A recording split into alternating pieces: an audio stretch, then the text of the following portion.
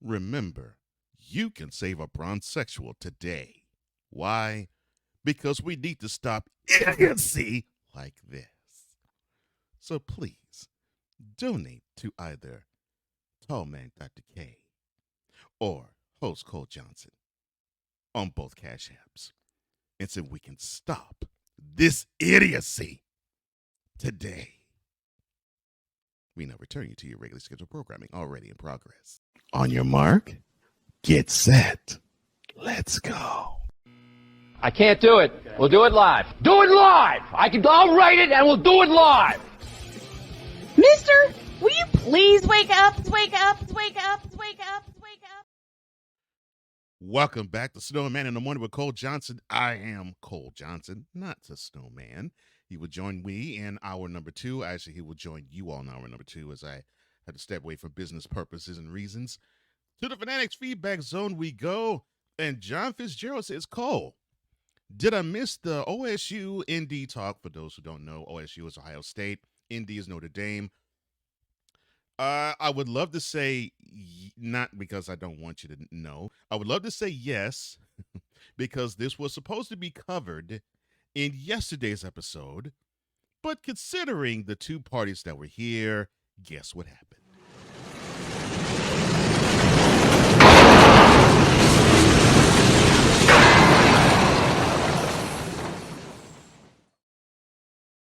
So no, John, you did not miss that talk. We will talk about the slated games tomorrow, probably in the Cool and Coach Hour, where we will break down the 7 ranked teams that are going, 7 games that feature ranked teams going at it with each other, of course, highlighted by Ohio State going into South Bend. But I get the feeling it'll be another game that will even eclipse that in terms of coverage and focus. Eagles Elite Podcast, or my man Cool McCain says, Go Sports with a Z. Thank you. And you will be seeing a commercial later on in this hour where you can actually catch Eagles Elite tonight. That's right, tonight. So be wary and be aware. You'll be hearing how things went down with the Eagles this past week, or I should say this past Thursday, and how they'll prepare for their upcoming Monday night tilt in Tampa. Eagles Elite Podcast, you'll see that commercial very soon. Now, how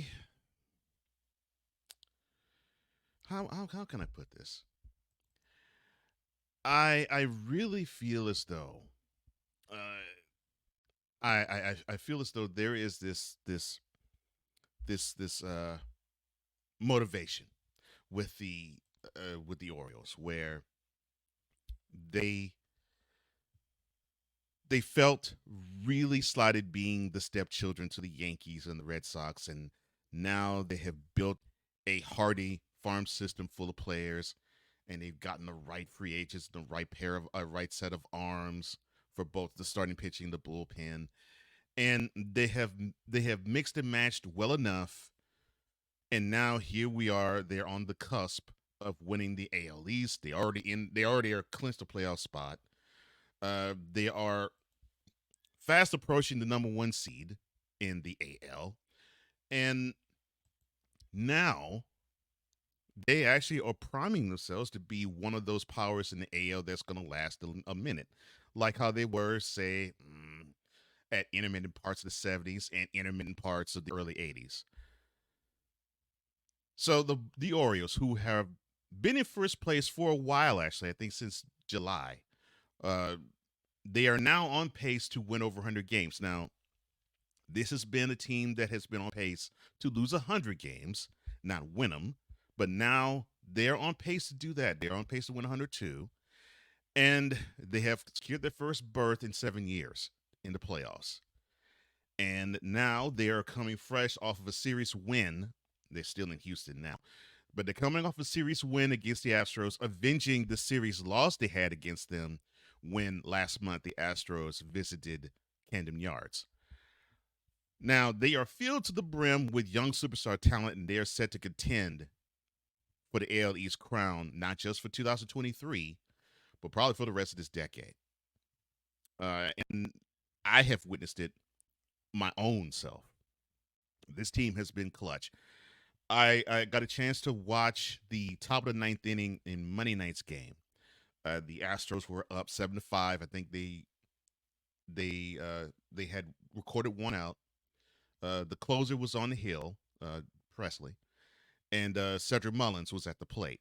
Two runners were on, and of course, being an Astros fan, I was hoping that Presley could induce Mullins to hit a double play. Nope.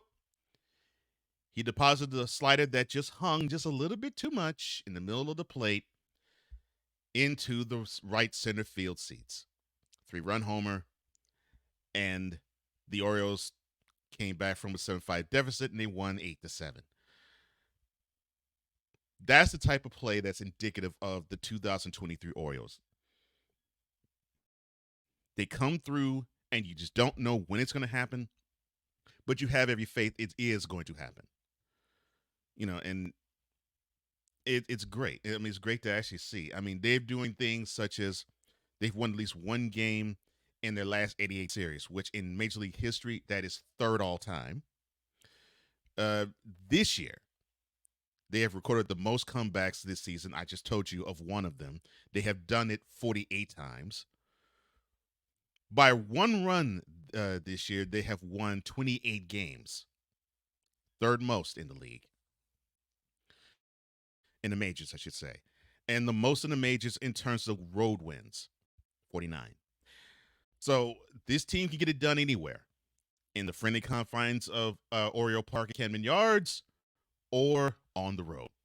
And as I said, they're finishing up their 3-game series against the Astros. They've already won their game, already won the series. Now they're going for a sweep. And if the Orioles are ready, and I always say the words ready for prime time. If the Orioles are ready for prime time, I would hope, and I think they are receiving this message. I would want the management to send a message to the players and saying, this team is more than likely going to be the one that's going to be in the way between us and the World Series. Let's send a message to them that it's going to be a tough road to hoe to deal with us. So so we got to, let's sweep them. Let's put doubt in their minds that, yeah, you did get us in Baltimore back in August. But let's put doubt in their minds that it doesn't matter where it is. It could be here. It could be at our place. It doesn't matter. It's going to be a battle, and you're going to have to deal with us. And it's going to be tough. And more than likely, you're going to lose. I want the Orioles to send that message to the Astros. And I'm not saying this hating on the Astros. I'm saying this as a fan of sports. You want to put seeds of doubt into your opponent. And if you could do it in any way possible, that's what you should do. And that's how you should do it. And hopefully the Orioles are thinking this way. Now, in terms of how clutch this team has been, MLB Fangraphs have they do a clutch statistic which determines how much better or worse a team does in high leverage situations than they would have done in the context that's neutral. They determined this figure by taking the team's win probability added, dividing that by team's average leverage index, and subtracting that entire quotient by the team's situational wins. Yes, I know this sounds analytical, but hey, roll with it. In the last decade, the Orioles of this year have the third highest clutch rating behind the 2021 Mariners and the 2016 Rangers. Now, you're probably saying, Cole, well, neither one of those teams won the World Series. Yeah, true. Granted, got you. Understood. But you have to go somewhere. You have to build somewhere. Just take a look at the Astros now. I mean, they weren't World Series champs and they weren't World Series contenders every year. I mean, remember, when they got to 2016, they were coming off of their third straight 100 loss season. So it was to all of our surprise that they were to get a 1-game playoff in Yankee Stadium and beat the Yankees in 2016 to advance to the playoffs. and then they got dealt with by the Royals. So my point is, you have to build. You have to build to be a champion. You have no choice but to build to be a champion. It either if you get there right away, you're going to find some sort of obstacle that's going to knock you down and humble you. So understand that you got to build your way there, and this is what the 2023 Orioles are doing. Now, those 2021 Mariners, they only finished 90-72 and didn't reach the postseason. Now, the 2016 Rangers, on the other hand, at 95-67, they were the number one seed in the American League, but they were swept in the ALDS by the Blue Jays. So yeah, as an Astros fan, that actually might be a good omen for me. But I'm not taking this team lightly. I'm not. I'm not taking them lightly at all. And in fact, I really believe that this squad is going to do major damage come the postseason. And the reason being, this is not your average, ordinary American League team back in the day. Although they can play like that, they can play for the 3-run homer. And I just mentioned one scenario where that's what happened. But this team loves to play situational baseball. If you have a runner on at first, steal second, advance on the ground on the third, and sac fly to send that runner from third home. They manufacture runs, and they play like a National League, old school National League team.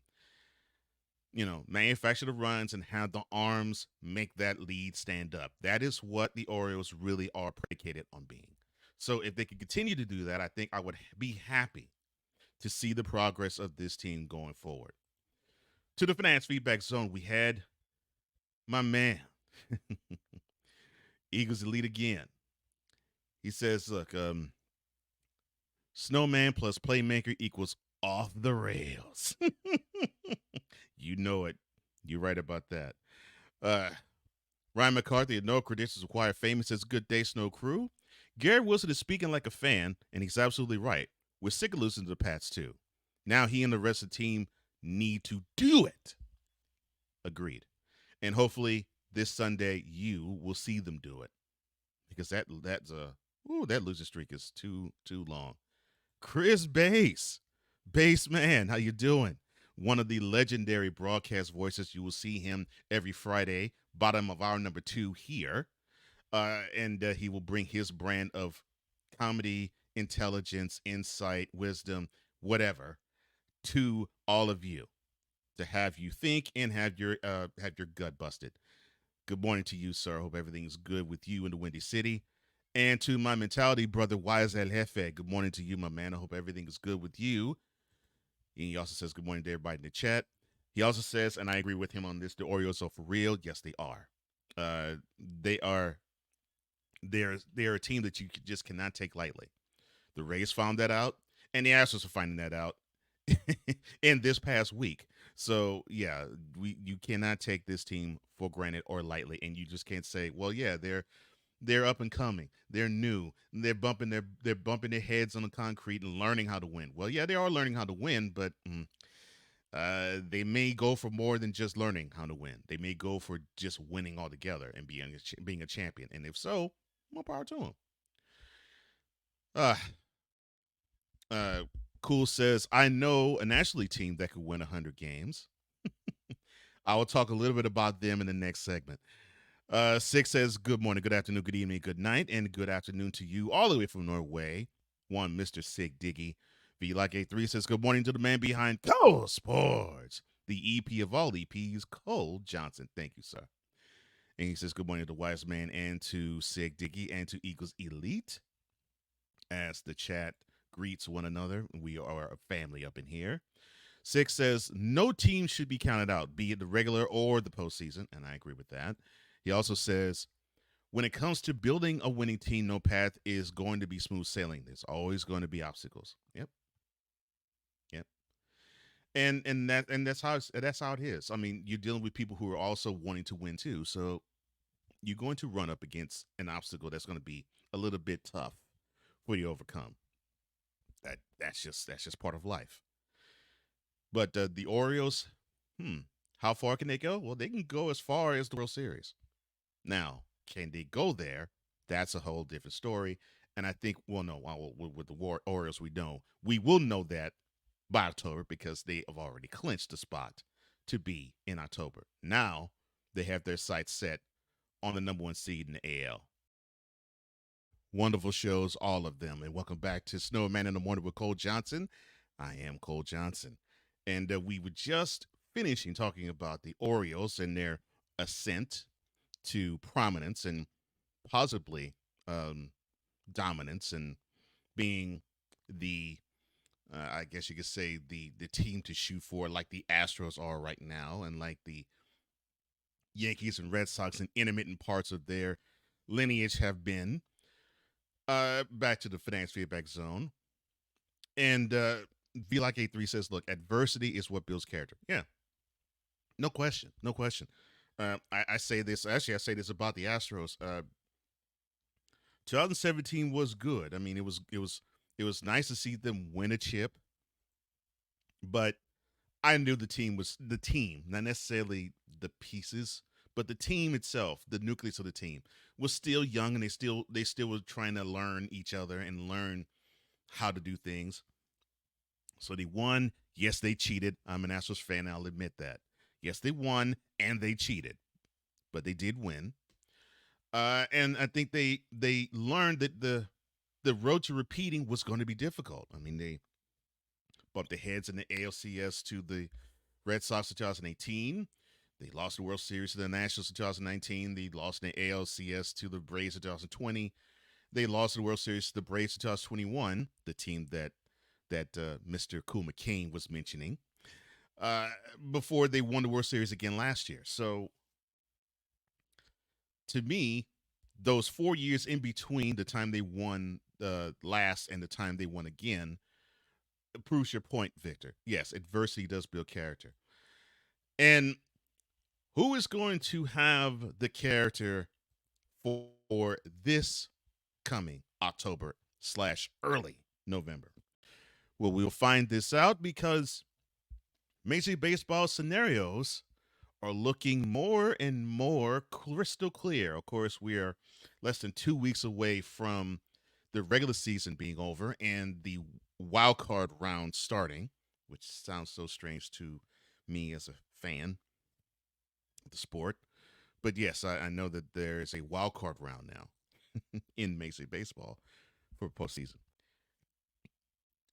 Now, the American and National League wild card races both begin on the 3rd of October. And for those who are not keeping to date with the calendar, that would be the first Tuesday of the month. So 2 weeks from yesterday is when we will start the march to the next World Series champion. So October 3rd is when the National and American League wildcard races begin. And of course, it will feature the top two division winners awaiting in the division play. And that would start later on in the week. In fact, it will start that Saturday. That would be the 7th.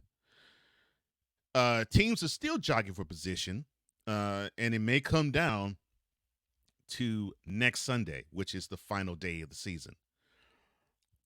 But for right now, you have the following teams that have clinched a playoff berth, which would be the Dodgers, the Rays, the Orioles, and the Braves.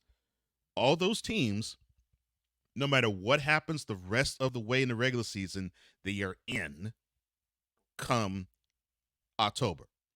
Uh, those four teams, at worst, can plan to be in the wild card round, but more than likely, the Braves won't, the Dodgers won't, and I'm leaning more toward the Orioles than the Rays won't, because I think they will probably secure the NL West, the NL East, and the AL East, respectively. Now, with the division wildcard ramifications changing daily, or actually by the hour, the breakdown is what follows. So, if the season were to end now, the wild card round in the AL would break down like this, and then of course it would be between they would play games from between the 3rd and the 5th of October. The two AL wild card round series, I should say, would be the Rangers and the Twins. Of course, the Twins would have clinched the AL Central, and they would actually have home field advantage against any team they play.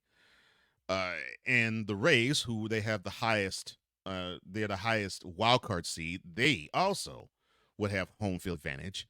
They would host the divisional rival Blue Jays if the season were to end today. And of course, the winner of the Rangers Twin series would go to Houston. The winner of the Blue Jays Rays series winner, they would go meet up with their divisional rival Orioles. Reason being, the Orioles are the number 1 seed, or the Astros are would be the number 2 seed. Now, for the National League, it lays out this way: the two series that could possibly happen, the Diamondbacks and the Phillies. The Phillies have the highest wild card seeding at the moment. And of course, Diamondbacks would have the second highest. And then you have the Brewers, who would have clinched the NL Central. They would host the team that Snowman loves the most. Oh, you already know. You already know the team.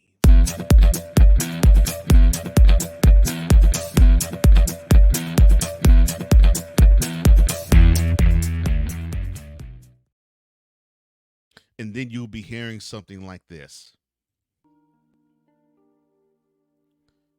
I can't believe we're dealing with the Chicago Cubs in the playoffs. The Chicago Cubs.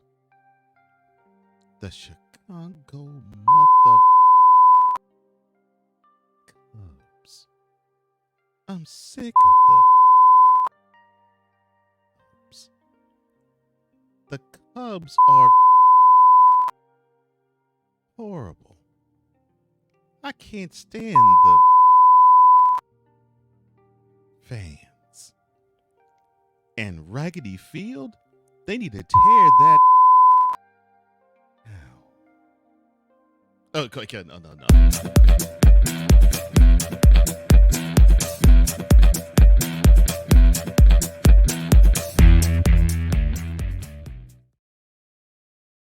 All right, so that is how it would lay out. The Cubs would be playing the Brewers, traveling up I-94 to face them, and the Phillies would be hosting the Diamondbacks in the other wild card series.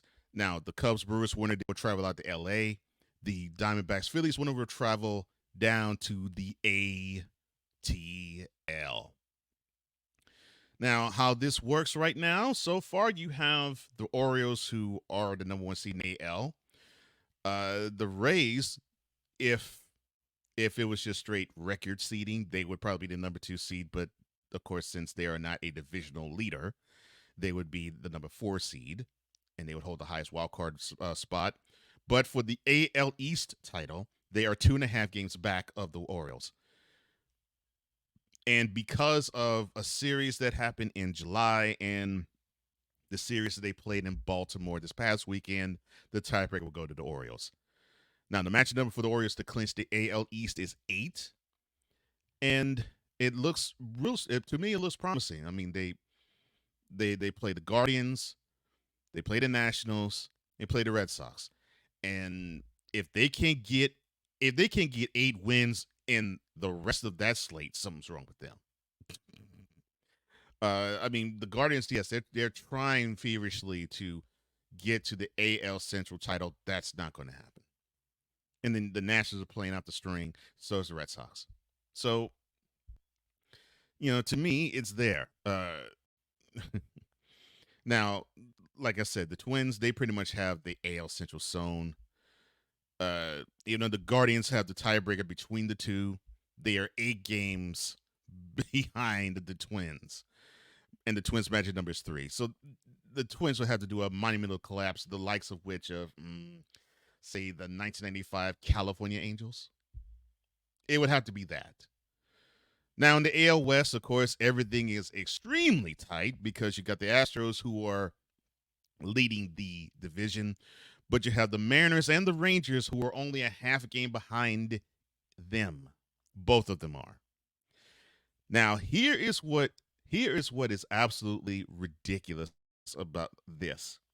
So if all three teams were to tie, or if any of the two of the teams tie, all right, the Astros own the Rangers this year.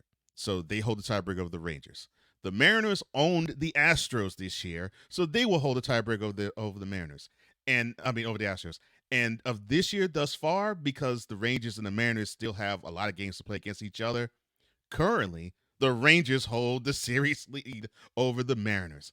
So no one team holds a tiebreaker over the other if it would be all together because each owns the other too. So it's crazy how it is. But the magic number is 11, and basically this is going to be decided last weekend of the season. And before I do continue onward, let me introduce the man who is behind You fool! the man who is the author, the predicator of the following.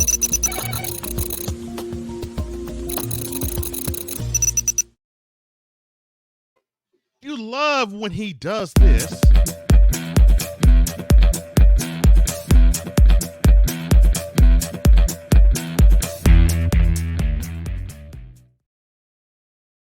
The man that does this and takes you on this ride almost every single day.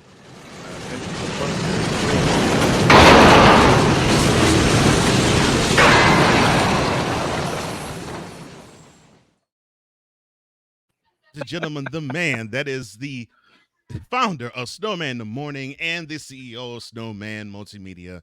Welcome, Brian Snow, aka the Snowman. How are you, sir? I'm doing good. Sonia's at Uh, work. My wife is back at work after having a stomach bug for a couple of days. Um, yeah, we're doing good. And Cedric Mullins, I freaking hate you, but I love you for that finish on Monday night. what can I you will say? tell You y'all just have right to tip the now, cap. since Tip the listen, cap. since black men are talking baseball and I don't have the sound available to me for that, since black Mhm. men are talking baseball, let me say this. What you saw Monday night is a preview of the ALCS. Forget the ALDS. It's going to be the ALCS. I think the ALDS will be Astros and Mariners, and the Mariners are going to have to go through a wild card series. And it's about Yeah, how, for me, that's about how it looks right now. The Mariners have to once again go through a wild card series. Rick Riz and Dave Sims, I love you both. And should that be the case, I am definitely going to be tuning in to Rick Riz's call on Cairo 710 in Seattle. Chris yeah. Bass, good morning to you, my brother. I got to Yes, have good Chris morning. Bass on the Brian Snow Show, and we just cut loose for about 2 hours. I will have to make that happen. The new season is coming October 2nd. I had planned it for Labor Day, but some things went on. But October 2nd will kick off the new season of the Brian Snow Show. I already got a bunch of episodes in the tank. Y'all are going to love them. Now, about the National League, who cares? It's about the American League, and it's about the American League West. The last team standing wins that race. Yeah. Well, and that last team probably have to probably have to see the smoke stop coming Man, uh October 1st. I mean because ma- listen, it, there are going to be fireworks in Seattle beginning September 25th. There are going to be so fireworks. Yeah. so even though the Astros, I mean, they to me, I think they have the inside track and they have Hmm. the easy schedule of the three. They're not I mean, when I playing mean of like the it. three between they no, they're not. But they do have the easy schedule of the three between Yep. themselves, the Mariners and the Rangers, Yeah. because Yeah. They do have 3 against the Royals. Of course, yes, we're talking about the team that lost 2 or 3 to them. But they Hmm. do host the Royals, and they do host. They do go to Arizona to play the Diamondbacks. They do have 3 in Seattle, so you The you three have in Seattle will decide the West. And I said this at the top of the month. I said this on Labor Day. The Mhm. three in Seattle will decide the West. The Rangers have already been taken care of after we went to Arlington and put a foot in their asses. Okay. but they still The have a shot three in though. Seattle, Mhm. Mhm. But the Rangers still have a how? shot. Okay, What I here's miss? how. So here's how. So you Oh God. have you have 3 in Anaheim. After they take care of the one they have at home against the Red Sox, they have 3 in Hmm. Anaheim, and that is sandwiched in between True. 7 games against the Yep. Mariners, 3 in Arlington and 4 in Seattle. So they still have a shot, but I was going to say the Mariners, to Mm. me, they have all the cards. They hold them all because they can take care of both the Rangers and the Astros Yeah. all in one fell swoop because because the last 10 games are against them. So Well, you know if what? if if Well, they you know if what? they have a positive record Um, against them both, they'll win the AL West. But um, I'll say it this way though.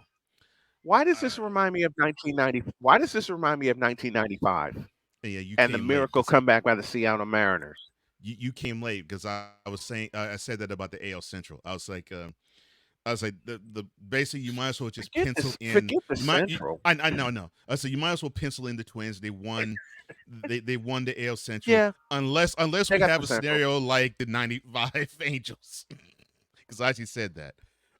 But but even though the But Mariners the AL West reminds me of 1995. well actually it well, except for the one wins, it almost reminds me of 1993's AL West. I mean NL West, but you add another team, and it's going to Yeah, come down to the yeah. last day. When the Braves and the Giants, the Yeah. Braves and the Giants went down to the last day, and the Giants got their ass kicked at Chavez Ravine, 12-1, Hmm. and the Braves wound up winning the West, Yeah, by and one then game. they got Hmm. smacked around by the Philadelphia Phillies. Thank Hmm. you, JJ. In the National League Championship National Series in Championship Series. 1993. Hmm. Mm, But as I said, the Mariners hold all the uh, cards, but yeah. 1993. Hmm. Go ahead. Yep, So but I'm about to say in this case in this scenario, the Mariners hold all the cards, but the Rangers own the season series thus far 5-1. So uh, mhm. it still might be in the Astros' favor. It still might be just because of that. And I was It, at before it's you got it's on, I gonna was be actually saying, it's gonna be the Rangers and the Mariners in a wild. It's gonna be the Rangers and the Mariners in a wild card series. And when I say wild card series, capitalize the word wild with those two. It's well, gonna be a great finish down the stretch. But the series in Seattle between the Mariners and the Astros, whoever wins 2 of 3, if the Astros, and this is rough math right now, if the Astros win 2 of 3, they'll clinch the West and they'll clinch it in the Pacific Northwest. But I know Dave Sims, our good buddy and our dear friend, the fabulous television voice of the Seattle Mariners, is going to go absolutely ballistic should the Mariners win that series. Anybody can win the West between the Rangers, the Astros, and the Mariners, and anybody can wind up playing in the wild card series. So those three in Seattle will decide the West. And with the West, with whoever wins the West will claim the number 2 seed and will yeah. get a bye Hmm. into the division series. That's Which huge. that's the biggest key of all. And well, and Hmm. that's how it is if the season would end now and if they actually are ahead of the Twins, because if all 3 teams actually continue to lose like they are, that might be in play. But why it says we, Yeah, yeah, yeah, yeah, you played in that game with a whole lot of laughter. RC, yeah, man, I'm glad yeah. you become a Yeah, family you member, got to read that sir. one. You got to read that one for me. Oh, look up in the sky. It's not a helicopter, not a drone, not a plane. It's the Snowster.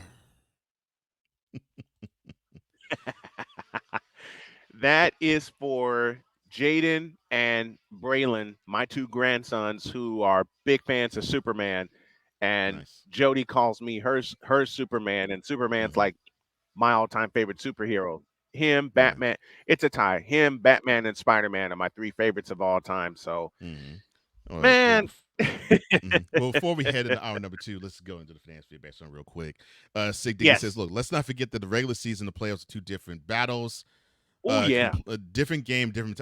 And even though you can see it in every single sport, Hmm. to me, I think you see it most dramatically in baseball. You do. You do. Because you play 162 games.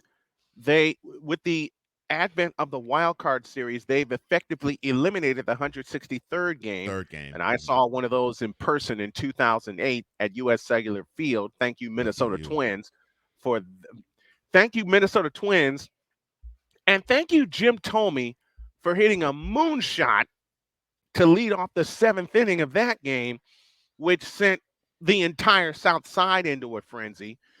Um, so I love the fact that they have a wild card series, and even the wild card series, just as the Toronto Blue Jays last year, can um, decide a team's fate, you know. But it's going to be fun to see who gets into the wild card series and Mm-hmm. who winds up taking the division, because Baltimore's got the number 1 seed and they're playing like it. God bless them Yeah. and God love them. They are Yeah. playing like the number 1 seed. And right now, everything goes through Camden Yards. Yeah. For Can now. you Yeah. imagine? Can you imagine Camden Yards in a sea of orange, just like 2014 against the Detroit Tigers? That would be gorgeous. I mean, I the cannot wait ballpark's to gorgeous. see how. Period. It'll be even more Yes, gorgeous when it's a sea of orange. Yeah. listen. When I start my stadium tour next spring, or next summer rather, Mm-hmm. and I'll do details about that tomorrow. Mm-hmm. Um, the one of the first places I want to see is Camden Yards, and I want to see it full of orange. Yeah. Man, I saw it in 2014 when they played the Mm-hmm. Detroit Tigers. Mm-hmm. Yikes! Wow. I've seen I was at the blackout game at US Cellular Field in 2008. I was there in 2005 when Scott Pasetnik walked us off. I was there in 1993 when there were white tube socks all over the place. Um, I was there in 1993 when there were white tube socks all over the place when we clinched against the Seattle Mariners. And thank you, uh, Bo Jackson, for hitting that 3-run homer in the bottom of the 6th inning, for getting us to that point. Cause we take this job so serious. The f- is that? Sorry, pardon me. My apologies. What in the all types of blue hell? This is Snowman in the Morning with Cole Johnson.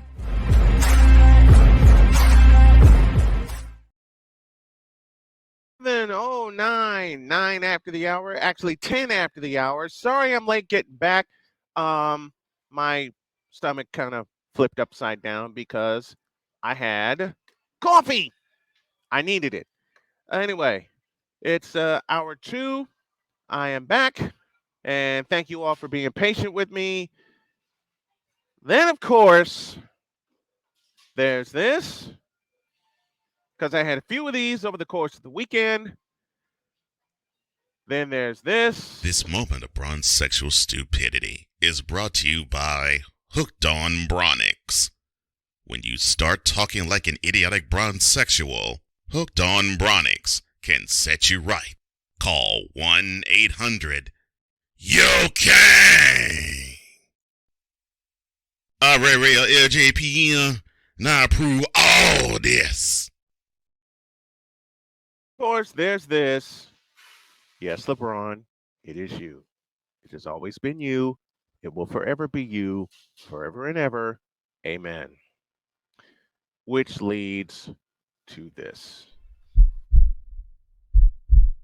In a world where partial greatness is celebrated and total greatness is shunned, there stands to be a figure on the lips of those who love him and those who hate him. The inane comparisons to Michael Jordan and Kobe Bryant continue and has existed since 2003. There is no end in sight, for the battle between those who unconditionally love and unconditionally hate him wages on. These are their stories. Welcome to the Bronsexual Confessions.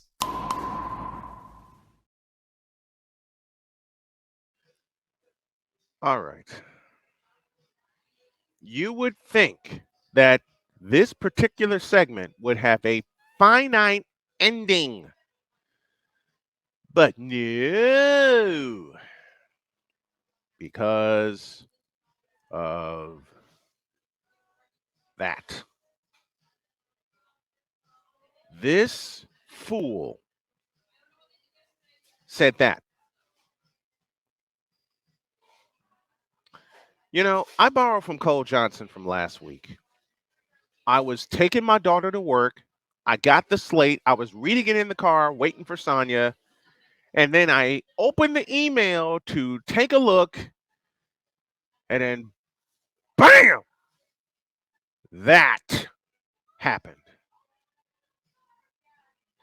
You know, Cole, you should have kept the name up there. I'd love to call these bronsexuals out by name. You know that. But in fairness, minding my business, getting ready to take my daughter to work, and then bam! I shall read. Matter of fact, let me do this correctly. Let me do this correctly, because the following said, quote, "Don't forget, Larry Bird swept MJ back-to-back years in the playoffs. That's called domination." Close quote. No, that's called a young Michael Jordan learning his way around the NBA and going up against the best team ever constructed, you fool. You stupid bronsexual. Speaking of which, I had a conversation with a bronsexual about this very subject. It's called domination. Here, give me this thing. Let me put this back up again. Bam! Okay. 1986. 85-86 year, the Celtics went 40-1 at the Boston Garden during the regular season. Their only loss was to the Portland Trail Blazers, for those of you who claim I don't know any basketball.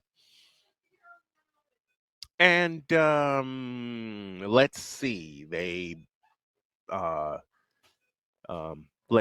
swept the Milwaukee Bucks in the Eastern Conference Finals. I forgot who they played in the semifinals. If someone can look that up for me, I'd appreciate it. Swept the Bulls, swept the Bucks, beat the Rockets in 6 games. And the Rockets beat the defending world champion Lakers in 5 games. That's not domination. It's called playing the best team. And the Celtics that year were the best team. They were the best overall team with 65 wins, you idiot. I'm going to leave this up here. What bronsexual actually... You know what? I just answered my own question. I retract it. I retract that question.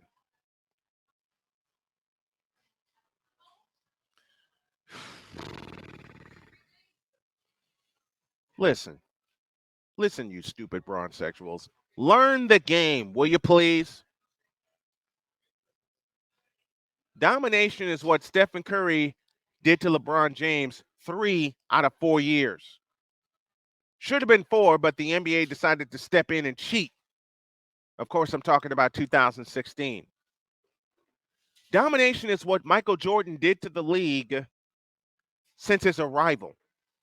he got swept by Boston in 86 and 87. Beat the Cavs in 88 in 5 games before losing to the eventual Eastern Conference champion Detroit Pistons and the eventual world champion Detroit Pistons in 1989 and the eventual back-to-back world champion Detroit Pistons in 1990. That's called progression.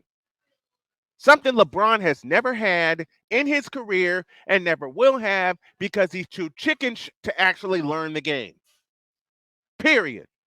And you Bronsexuals are too chicken to actually learn the game, watch the game, and study the players within, which is why you're hyping up a player and you have hyped him up going into his 21st season who has not improved, who has not evolved, who has not done a doggone thing for the NBA, period. What have I always said about LeBron James? Fabulous athlete. His basketball acumen sucks. And thank you, Ryan. They beat the Atlanta Hawks in 5 games in the Eastern Conference semifinal. So, recapping the 86 playoffs for the Boston Celtics, who won the World Championship. Oh, my goodness. Thank you. I kind of dropped something in the restroom and someone rescued it for me. Thank you all. Listen, the Boston Celtics lost a total of 3 games in the 86 playoffs. 2 to the Rockets, 1 to the Atlanta Hawks. Okay? Okay. You want to know what domination is? The entire decade of the 80s, except for 83 with Philadelphia, 89 and 90 with the Detroit Pistons, were dominated by the Lakers and the Celtics. That's domination. You want to know what domination is? The Michael Jordan era. That's domination. You want to know what you want to know what domination is? The San Antonio Spurs winning 5 NBA championships in the 2000s. Actually, from 99 to 2007. That's domination. You want to know what domination is? What Stephen Curry, Kevin Durant, and the Golden State Warriors did to Yo Kang in 2018. That's domination. That is what domination is. Learn the game, you idiots. Learn the game, study the game, watch the game, which is what none of you Bronsexuals do, which is what none of you Bronsexuals care to do, which is what none of you Bronsexuals want to do. Period. I said it, and I meant every word of it. Now get the hell out of my face, you thirsty bitches. In a world where logic and sense flies completely out the window, while purple and yellow glasses are donned, rises a figure who encourages ridiculous, undying loyalty. Good Lord, I'm about to throw up. This has been yet another installment of the Bronsexual Confessions. Round 2, fight. In a world where partial greatness is celebrated and total greatness is shunned, there stands to be a figure on the lips of those who love him and those who hate him. The inane comparisons to Michael Jordan and Kobe Bryant continue and has existed since 2003. There is no end in sight, for the battle between those who unconditionally love and unconditionally hate him wages on. These are their stories. Welcome to the Bronsexual Confessions.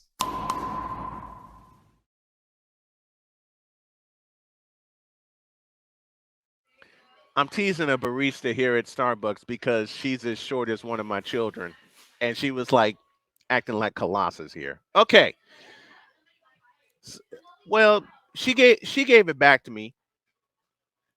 Now, I was minding my folks. I was minding my business. Cole sent me the slate.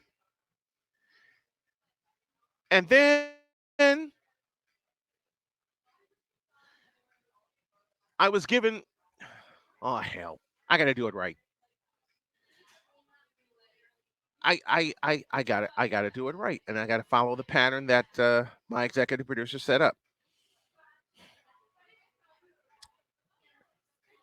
I was fine. I was getting Sonya to work, and then bang!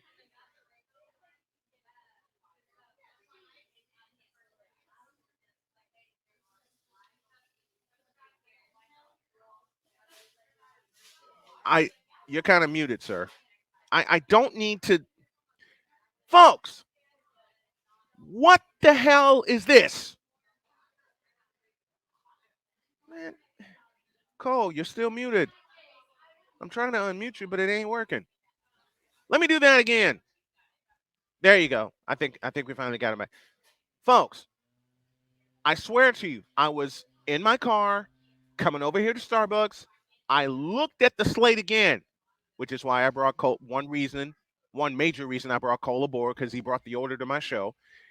I was minding my business. I was getting in here, getting set up as quick as I could.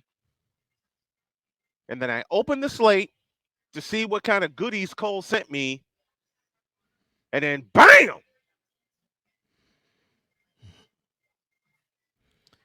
And notice the hypocrisy between the picture and what you're about to read. Cripes. Okay. Read it for me, please. I'll cuss. Read it for me, please. All right. Well, if you can't read what is in this description here, or for those who are I'm listening, old. I'm old, damn it. Read it, please. oh, it will be read. Okay. It states, quote, report. LeBron James meets the criteria for the NBA's new rest policy exception. Stars who are over 35 years old by the season opener, which is in about 4 weeks from now, 4 weeks. Yep. or who have tallied up 34,000 regular season minutes or a total of 1,000 combined regular season and playoff games will receive prior load management approval from the league. Close quote. Well, let me Press play. quote.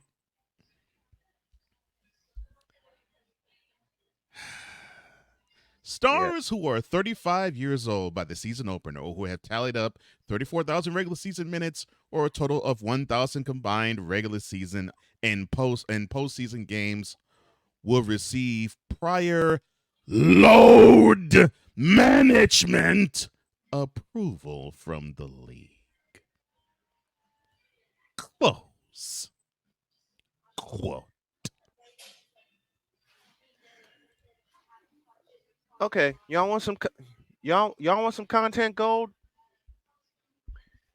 I borrow from the late great George Carlin. Yeah, and Cole's laughing already.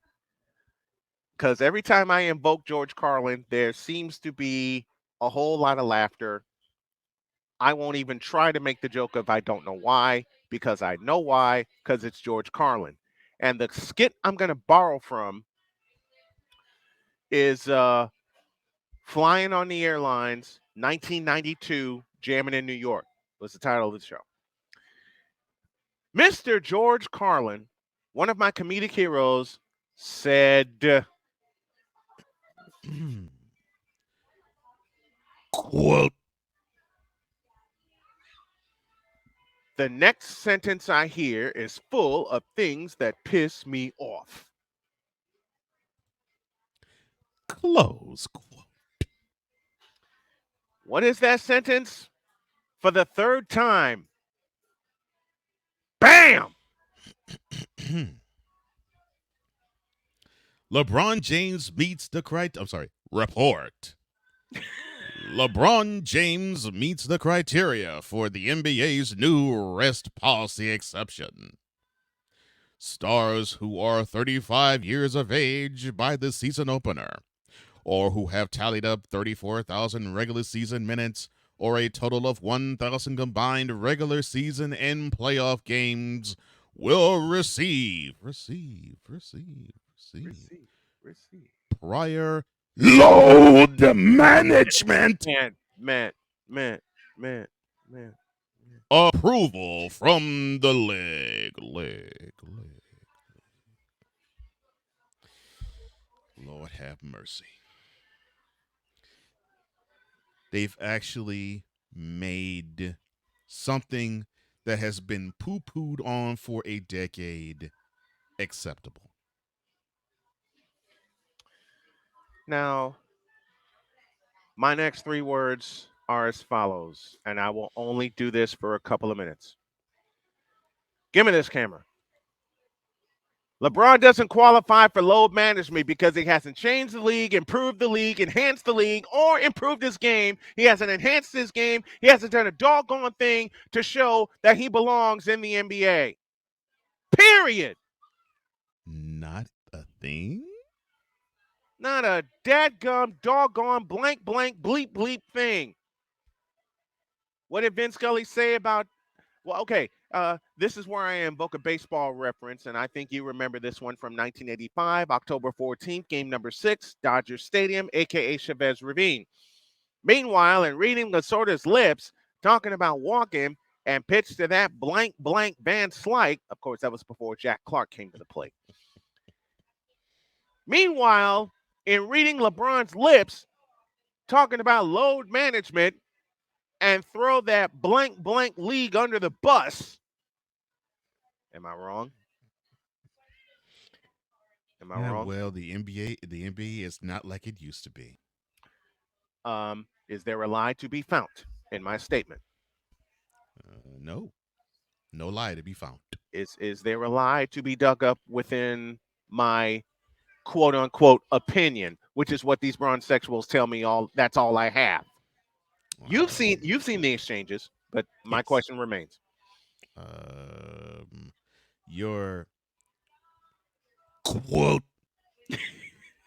opinion, close quote, lacks no truth. To gain, no lies to be found. Okay, let's complete the triple play. Let's go from Bregman to Altuve to Abreu. Mhm. Does my quote opinion, close quote, lack any kind of factual matter when it comes to LeBron Raymond James? Question before the court. No, and it's funny that you say that. Mm-hmm. I have often on this show, and I've said it on mine own show too, Mm-hmm. that when it comes to off the court, LeBron James has changed a few things for Absolutely, he players, has. and on the court he has not. And I can hear Bronsexuals right now Oh yeah. saying, "See, this is another example of LeBron changing the game." I said, "Well, I Yep. never said LeBron never changed the game. Right. I just said he never influenced the change on the court. It's been off the court that he's influenced the change." Exactly. Have we both not said that since you premiered this segment? Have I Mm-hmm. not said that even before you brought the segment to my show? Mm-hmm.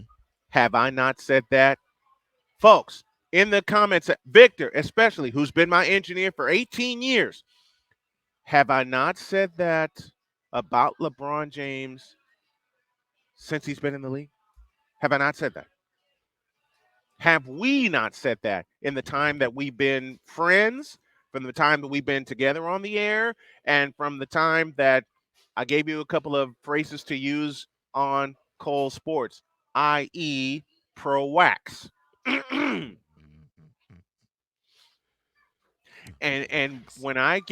when I sent Cole a message with said phrase, and I heard him repeat it, I only heard nothing but glee in his voice when he said it, when Jay-Z decided to stick his nose in Roger Goodell's business. Did I say that aloud? Well, he did, and he Now, still does. my question remains for that situation as well as this one with LeBum James. I come to thee on bended knee before the court. Oh Lord. Have I lied, fibbed, invoked any untruths about LeBron James's game on the court in any way? No. And Bronsexuals, understand something. You could say, well, he has done things similar to, and I've heard this. He's done things like Magic Johnson in a Karl Malone body. Okay, fine, cool, that's I'm great. not giving him that, but go on. But that is something I have heard Same, both in fandom and in national media. All right, same, fine, same, give you that. same. Uh, but that does not reflect change because we have not seen another 6'8", 260-pound guy act as though he's a point guard. Now, correct me if I'm wrong. Now, we have seen taller guys, yes, but hmm all of them have been much slimmer. Yep. Uh, and And at but center, 7'2" from UCLA, number 33, the captain, Kareem Abdul-Jabbar. Oh, I'm sorry. Go on. Sorry. yeah, that's still to this day one of my favorite announcements ever. Lawrence Hearing Tan- Lawrence Tanter the announce leg- the Kareem. legendary Lawrence Tanter. Hmm. Yeah, announcing Kareem. Yeah, I mean announcing he it, did a great job with announcing everybody, but Kareem for an- sure. announcing that Showtime lineup. But let's go Yeah, on. that was awesome. Let's go on. But that is, to me, if change on the court would be, that is how it would reflect change on the, like, for example, Yes. the chef, Mr. Stephen Wardell Curry II. And Now, now it is 15th season out of Davidson, number 30, Stephen Curry. Oh, sorry. Go on.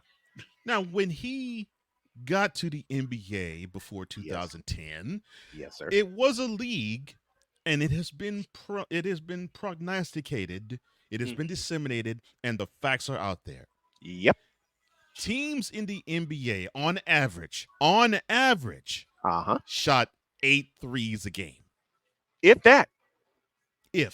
But yeah, If that. on average, they shot about 8 threes a game. And that's before, listen again, Bronsexuals. That's before Stephen Curry showed up and Mhm. showed out. Yes. Go on, please. And now, a player can shoot at least 8 threes a game. But now teams are shooting on average probably now 26. Actually, And just a minute. Live research coming, folks. all right. I pull out my tablets. Mhm. I just happen to have this queued up and ready because I know my partner. I know how his mind works. He's old school like I. And the NBA average of 3-point attempts in a game is And I might bordering be 30. I'm about to say, and I was about to say before you said that, I might be even conservative in that number. Yeah. 26, 27. That's conservative. Mhm. That is very conservative because the borderline average is 30. And why do I mention that? It is because you have a guy who, on average, makes 44% from three, and it's because of that everybody and their mama thinks they can shoot from 25 feet and beyond. James Harden, That Chris Paul, who's a warrior by the Who's way, a but warrior now. but he ain't seeing the floor as a starter unless Steph Curry goes down. Right. Let's see. Who else? Joel Embiid. Do I have to say that aloud? Kyrie Irving. Do I have to say ridiculous. that aloud? Mm-hmm. LeBron James himself. Do I have to say that aloud?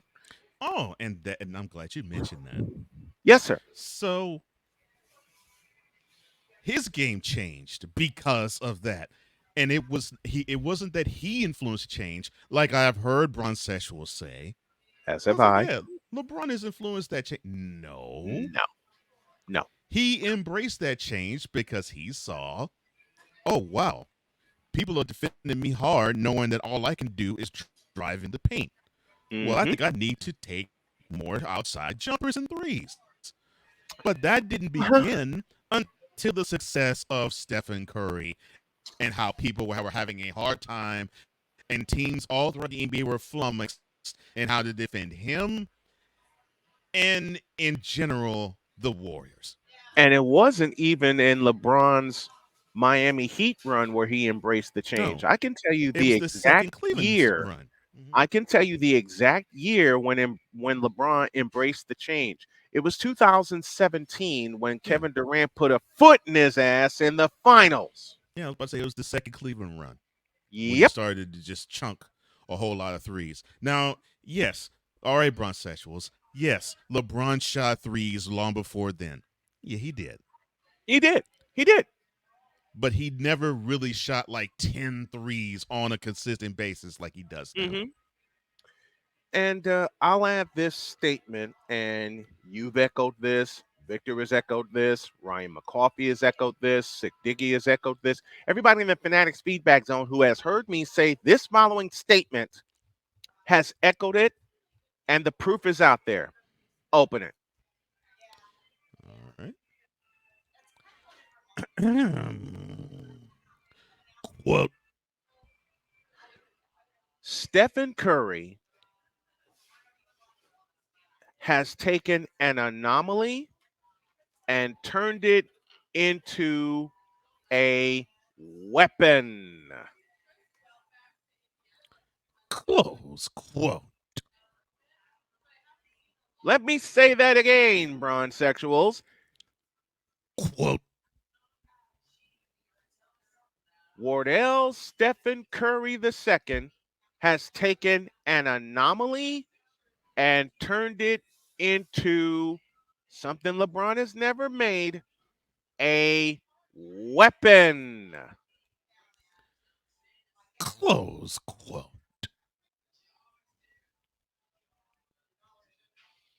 Find the lie.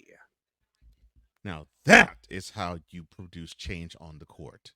When you can fundamentally make a whole league shift how they do offense or defense, that is a fundamental change that is made on the court. Oh, and Victor coupled it with not only a weapon, but, and you need to capitalize this word, Victor, not only a weapon, but a, here's a word people will not use, primary weapon. And I've always backdoored it and said that the Warriors themselves took that weapon and they made it into a strategy, one in Yep. which the other 29 teams employ, yes, including the one that Yo Kang plays on. Mm-hmm. Remember when three-point shooting was a specialty? Yes. Byron Oh, oh, Scott, oh, Andrew oh, Tone, oh. I'm so Byron glad Scott, you Andrew said Toney, Danny that. Ainge, Dan Okay. Marley, Tom Chambers, who played a So, fundamentally better sound, who played a more fundamentally sound forward than LeBron James has ever had, and I will stick to that statement. I'm sorry, go on, so please. no, that's fine. So, when these today NBA fans want to throw 3-point percentages in our face and Oh yeah. say, well, they no, this guy shot 33%. Well, he was garbage from 3. Really? Really? Where have I You all heard that don't before? really. You all don't know how much it is a gift to shoot 40% from 25 feet and beyond. That is a gift. Let's see. 3-point specialty. Um oh yeah. Speaking of Cleveland Cavaliers, I'm going to say a Cleveland Cavalier name that is thrown under the bus because he's a fundamentally sound point guard. His name is Mark Mark Price. Price, one of the best point guards to ever play in NBA. And I'm not Period. saying that, and I'm not saying that just to blow smoke. No, He's no. one of the best. He's one of the best that play. One of the most fundamentally sound to ever Must play. one of the most fundamental. I'll give you another one, and I know this name gives you nightmares being a Rockets fan, but his name is Kevin Johnson, i.e., It's a it's a KJ. it it's a crime that a guy 6'1" Mm-hmm. could do whatever he wanted on the court. Mm-hmm. But the one thing he wanted to do more than anything was to involve others. But he could do it all. In fact, Yep. In fact, Allen and Iverson when did it well. and did it well. In fact, Allen Yes, Iverson, AI, the yes. answer when Hmm. someone asked him and said, "All right, when you first got in the league, who gave you the business?" He did not even hesitate He said because KJ. people thought that he would say Jordan. Nope, Slam dunk. People thought he would say Jordan. No, he's nope. like, Shh, KJ. man, it was Kevin Johnson. He gave me 45-9 the Yep. first time I played him. I was like, "Ooh, oh no wonder." Listen, I was like, "Yeah." He and I I'm love. and I was proud. I was proud of Iverson when he said that. I was like, Hmm. "Thank you for I love giving AI, somebody who needs to get dap and doesn't." and I love AI. Mm-hmm. Okay, AI gave dap to MJ in his Mm-hmm. Hall of Fame He speech. did. He did. Okay, another fellow, another point guard who is vastly, vastly not talked about enough. Y'all ready for this name? Isaiah Thomas. In my opinion, the third best point guard to ever play in the Yep. NBA. I'll And give it's you only my mhm. top 3 point guards and my top 5 point guards. And this order changes a lot depending on the statistic. Kevin Mhm. Johnson, Mark Price, Magic Johnson, Isaiah Thomas, and John Stockton. Mhm. Listen, KJ gave AI the freaking business Mhm. the first time he played against him. Yeah. Okay? KJ and Mark Price were teammates for all of one season. But then Cleveland realized, hey, we got Mark Price. Phoenix needed a point guard. Yeah. In We'll give comes him Larry KJ. Nance. KJ goes to Mhm. Phoenix. The rest is history. Yeah. And while we're talking about LeBron Raymond James and all he has not done, apparently, Apparently.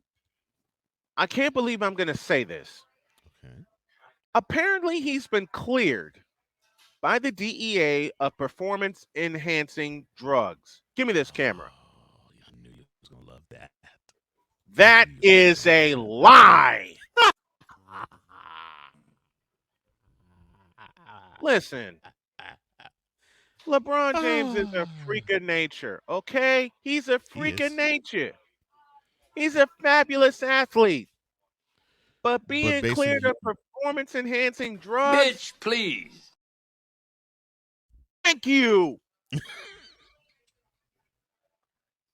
I can listen, I will say this aloud. I have said this aloud, but he was part of the Balco cover up, and no one else will say it aloud but me.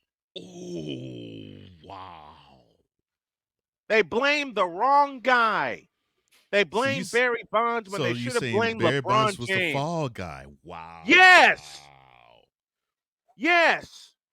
Hmm. Matter of fact, in 2 weeks' time, I will dedicate a segment to that and prove it. Mm. Listen, Barry Bonds got screwed. Oh yeah. Give me this camera. Dude, dude Give me should be this a Hall camera. of Famer at this moment. Yeah, and he did get screwed. Go ahead, sir. Barry Bonds got screwed because of LeBron James and Balco. Barry Bonds should be in the Hall of Fame in his own wing because he's the home run champion, 7-time MVP, multiple time Gold Glove winner, and because of Balco making Bonds the fall guy for a product that they freely let him test. There's your key word, test. Barry Bonds got screwed out of the Hall of Fame. Take the camera back. Oh. Barry Bonds got royally and emphatically screwed. Yes, he did. This softening of the NBA is brought to you by Embiid Next. Cry your way to a meaningless MVP like Joel with Embiid Next in partnership with Harden Sharman. Now In it's soft, extra extra soft, soft, and 10 10 ply. ply. Oh, and the haterade flows like a river. Haterade, the drink packed with electrolytes guaranteed to keep you hating all day law. You know how many times, and you've seen the exchanges. You follow my social media partner. Victor Mm-hmm. follows it. Everybody in the Fanatics Feedback Zone follows my. You've seen the exchanges I've had with Bronsexuals. Mm-hmm. Okay, when they make a statement, what do I reply with? What's the one 5-letter word? What's a one 5-letter F word that I use to counter their opinions? What do I use? Well, besides fraud, uh, but basically, your opinion is you're harsh with him for just on the court matters. Yep. Off the court, the dude, and he may have his foibles just like every human being does. Yes. But basically, in terms of how you can compare it to other athletes, Mm-hmm. he does have one of the cleanest records known to man, Yes.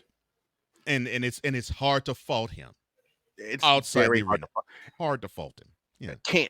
it's Can't. it's almost it's really almost impossible to fault him outside the arena. Yeah. Exactly. Exactly. I judge a player, team, by what they do on their chosen field. Mm-hmm. It is how I have always operated for 28 years. I did my first sports show in 1995. I took that rule with me, and I keep that rule to this day.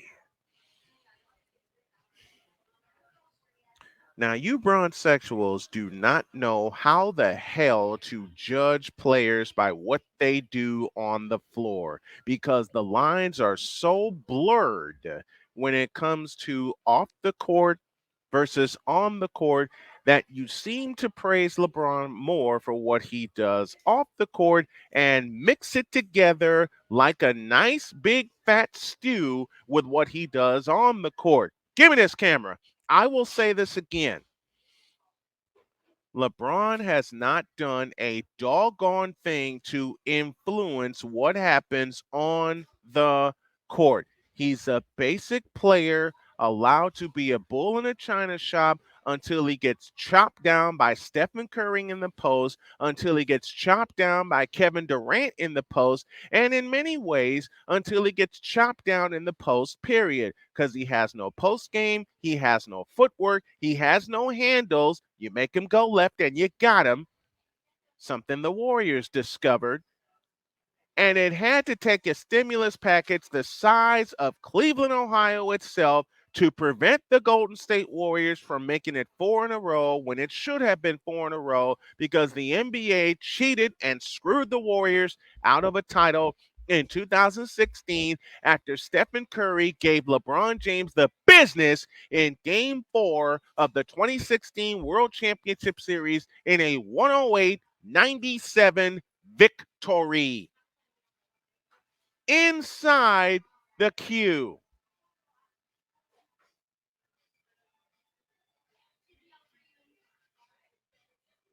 Did I lie anywhere? No, you did not. And what have I been saying all this time?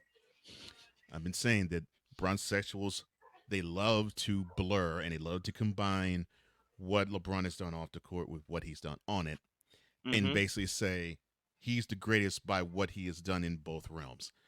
And all right, let's be honest. So Yes, let's.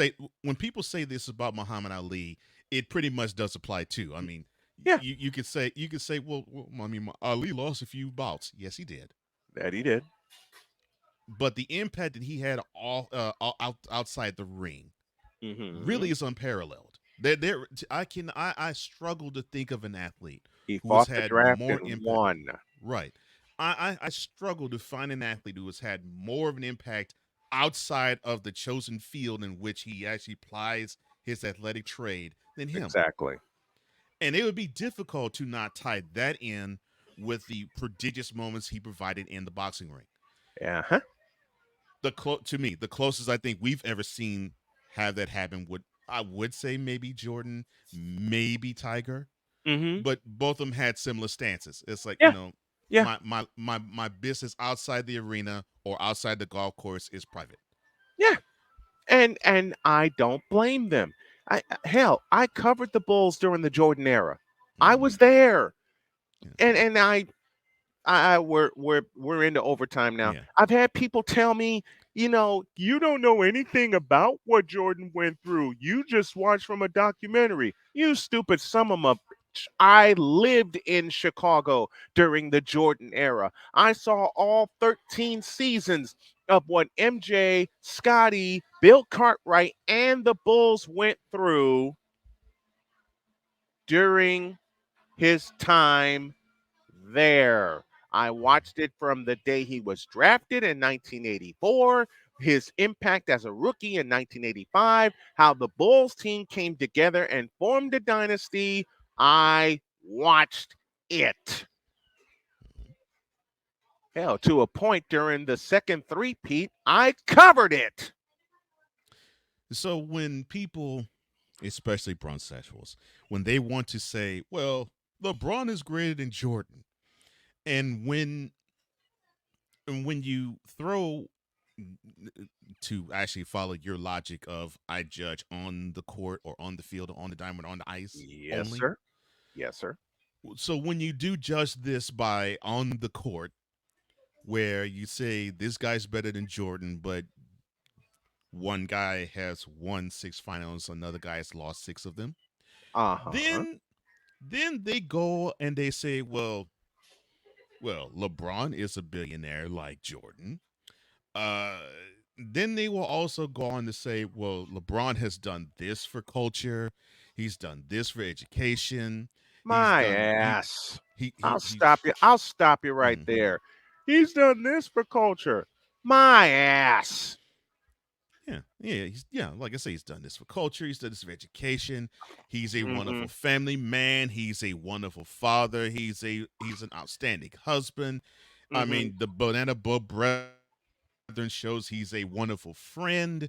And along with his crew of Maverick Carter, Rich Paul, and others, it Oh proves that God. he is a friend that's like a brother. There is something that you cannot dispute because Oh Jordan, yeah. you can't really say that about. I mean, and I've heard many go at him this way.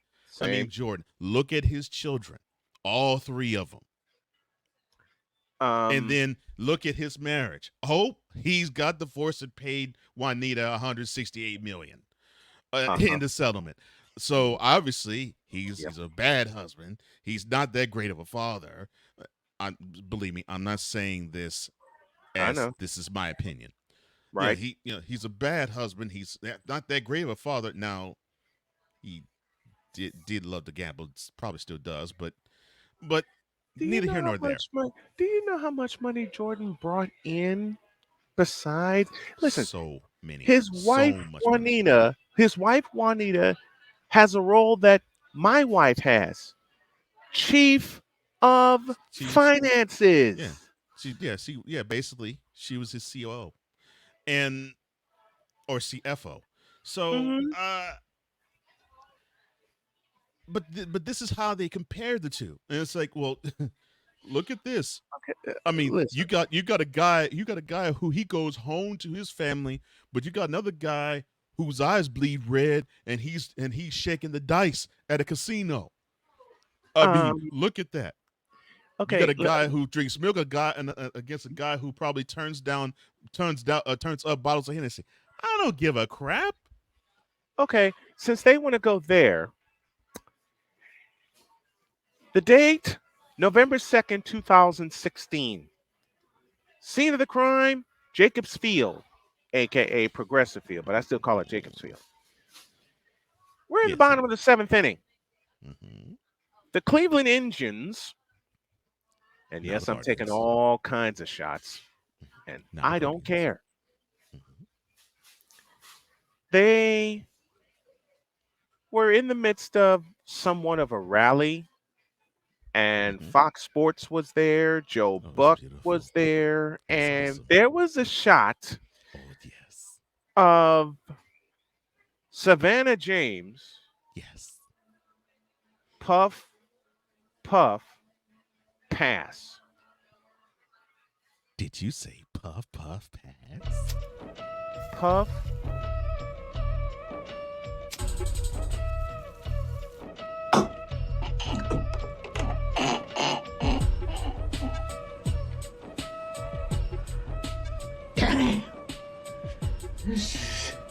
So good.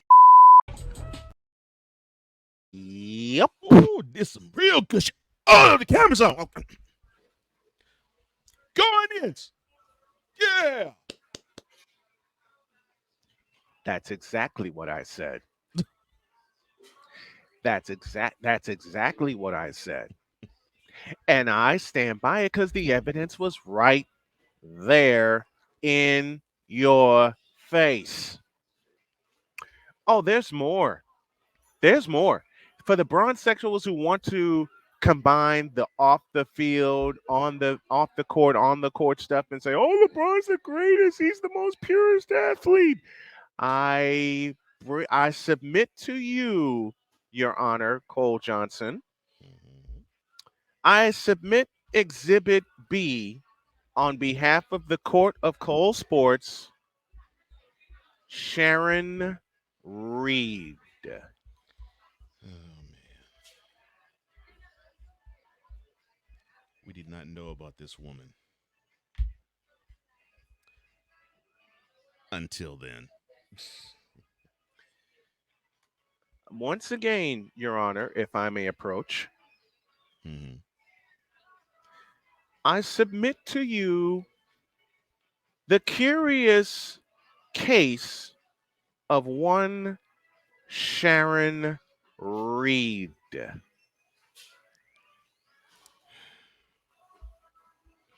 Yes, the journalist who used to be an anchor in Atlanta, and Uh-huh. before then, cut her teeth in media in the northeastern Ohio area. Yep. Go on. Read the full list. Oh, and oh yes, and she has a daughter, Uh-huh. and we don't know who the baby daddy is, and she's not married, and she's never said. She's been extremely coy as to who is the father of the daughter. Except for one time on a podcast where she let it slip.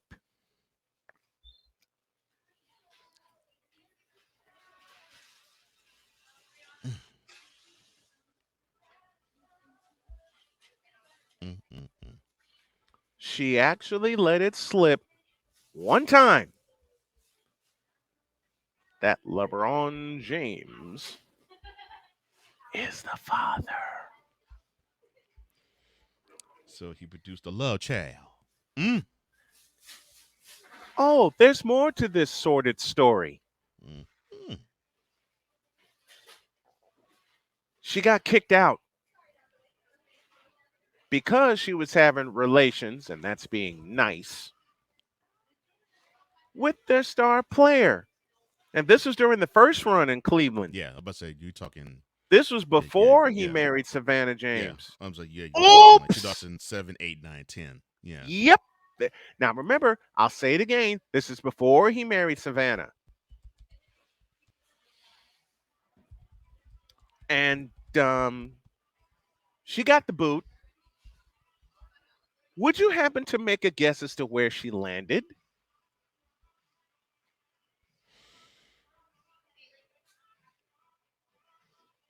Hmm. I would say Atlanta, but that's too convenient. Uh-uh. Little further south. Uh huh. Miami. Yep. And who just happened to take his talents to South Beach after the 2010 season? Oh, in July of 2010, he announced proudly that he was going there, Mr. LeBron James. In 4 words, Your Honor, I rest my I rest my case. case.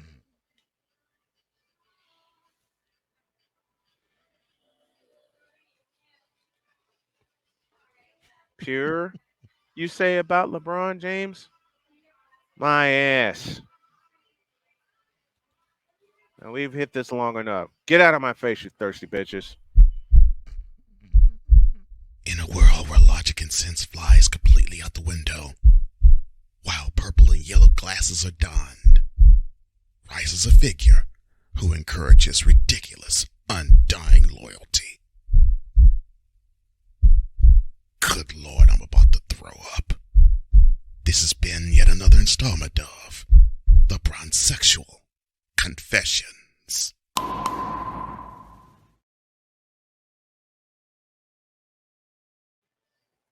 Oh, you mean Ryan? The customary pose that LeBron has when he reads a book, where he has it cracked, and you might have it to the prologue. No, he has. He didn't even make it to the pro. He didn't even make it to the prologue. He got to the opening credits and then took his pictures and then put the book away. Which explains how he got through St. Vincent St. Mary, because people were doing his homework for him. Oops! Oh Lord. Carried a B average at St. Vincent St. Mary. Don't believe the hype. Wow. I'll save the rest for my diary. Have a great day. God bless. Remember to make your next move your best move, and always remember your dreams don't scare you. They are simply not big enough. Dream big, do bigger. Plan your work, work your plan, and don't let anybody, anyone, or anything distract you from chasing your dreams, catching them, chopping that mountain down, and then building another one. That 49ers show tonight, 9 p.m. Eastern time, and I'm going to depend on this wonderful executive producer in front of me to produce all the peripherals for week 4 and beyond. We are out of here. God bless you. We'll see you tomorrow. Peace.